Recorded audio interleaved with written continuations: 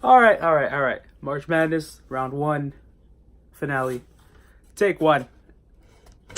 Wish that you could build a time machine so you could see the things no one can see. Feels like you're standing on the edge, looking at the stars and wishing you were there. Hey, so we're here, like I just said before, it's the finale of round one. That means we're about to go to the Sweet 16 after this video. Whew. But anyways,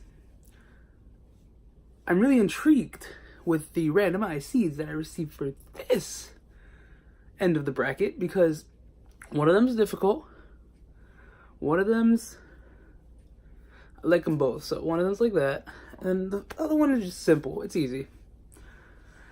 So we'll just get started off with the hard one, because why not? First matchup, two houses. First one from HHN 26. This house was called Tomb of the Ancients. This had some amazing scenery. It was beautiful. It was probably one of the best looking houses I've ever seen.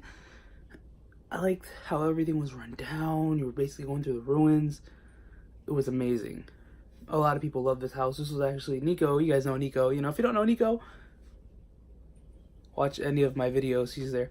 But anyways, Tomb of the Ancients was a really good house. I don't know what else to compare it to besides what it's going up against. This guy, he's a bad man. Scarecrow the Reaping. Now, if you went to HHN 27, you heard this house. You didn't even have to go through it to know it was terrifying. It was scary. It was a very scary house. It was very scary. Let's just say me and Richard fell a lot through this house. We experienced a lot of good scares that year. Yeah, it was terrifying. Scared for my life. But anyways, if I had to pick between Tomb of the Ancients and Scarecrow, I would most likely go with Scarecrow. Scarecrow just felt more, had a bigger oomph factor than Tomb. I felt like Tomb was a setup to go towards Scarecrow. They wanted to test it out, and then they were like, you know what? Level it up. Give them bigger scares. Give them better scares. Show them what we can do. We are Horror Nights. That's basically what they, that was them, you know. That's what they said. The second matchup is a house from very recent against a house from 3 years ago. I'm terrible at math. 4 years ago. HHN 28. The house is Stranger Things. Now, if you went to HHN 28, I can tell you, it took over the event. It basically made it its own event. Stranger Things was Horror Nights last year. I may sound crazy for saying this, but be honest, it's what brought all the crowds. It's what brought all the sold out nights, and it lived up to the hype somehow, some way. It was nice. It was exactly to scale what you see in the show. I liked it. I enjoyed it. It wasn't my favorite house because there's other houses I enjoyed last year, but you know, it was a really good house to see and be able to experience with everyone. The Demogorgons were amazing. They made me feel short, like almost everything does at Horror Nights, but it's fine. I'm not a big guy. I'm a short guy. And it was nice. I enjoyed it.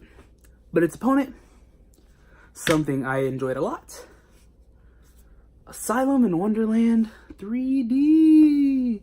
3D. That was cheesy. Anyways, Asylum had to me, Asylum in Wonderland was the last good 3D house that we had. And Asylum really did it well. It basically told the story of Alice in Wonderland in a dark, twisted manner. It was like Scary Tales, but it was only one story. I wish Horror Nights would do this again with like maybe The Wizard of Oz or another fairy tale thing. It would be really cool to see. I enjoy it. Scary Tales was a fan favorite last year, and you know it'll do great.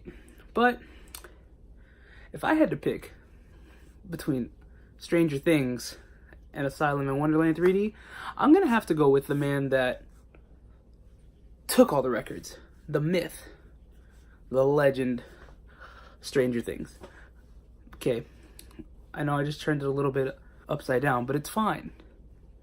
Let's go to the next one. Two Houses from HHN 24.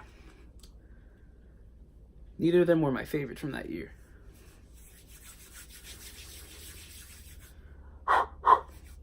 Let's start with the first one. The first one is Dracula Untold, Reign of Blood. This was possibly the most beautiful house I have ever seen at Horror Nights. It had the nicest facade. The castle facade was beautiful. There was a scare right before you went into the house. It was nice. This house did lack in the scare department. To me, it was probably the most lackluster house I've been through scare-wise. But it was beautiful. It was a beautiful house. Dracula? Beauty. Yeah. Dracula, beauty. The opponent, on the other hand, he's a bad guy. They are a team. They're not a team. Sorry. They are opponents. Whoever wins, you lose. You know what I'm talking about? Alien versus Predator. Smack it. Okay, Alien versus Predator was so nice. I would love to see either one of these two properties come back someday. Disney, Fox, please, one day. I need it. We all needs it. Come on, we needs it. It was fun to see. I enjoyed it. Everyone enjoyed it. I really hope they bring it back sometime. But let's not talk about the future. Let's talk about right now. This house was phenomenal. Not my favorite house that year, but it was really pretty. Just the feeling of having a xenomorph and a predator be there at the same time, give you those back-to-back scares, those tunnel scares, that would just be, it was phenomenal. I loved it. I love a xenomorph when I see a xenomorph, so this one's going to Alien vs. Predator without a doubt. Dracula, you were fun, but let's just put it this way, your house sucked. Dracula don't suck. Pun intended. Alright, so that does it with round one. Get ready for the Sweet 16, baby. And please don't forget about my giveaway that I'm doing. You know what it is. If you don't know, it is a button just like this one. Bill and Ted button. A pin just like this Chucky pin right here. And then a pin just like my 26th annual pass holder pin. Those are the items in the giveaway.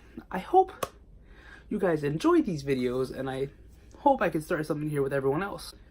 And to everyone sitting at home enjoying this video, see you over there. Hi. Stay excellent, my dudes.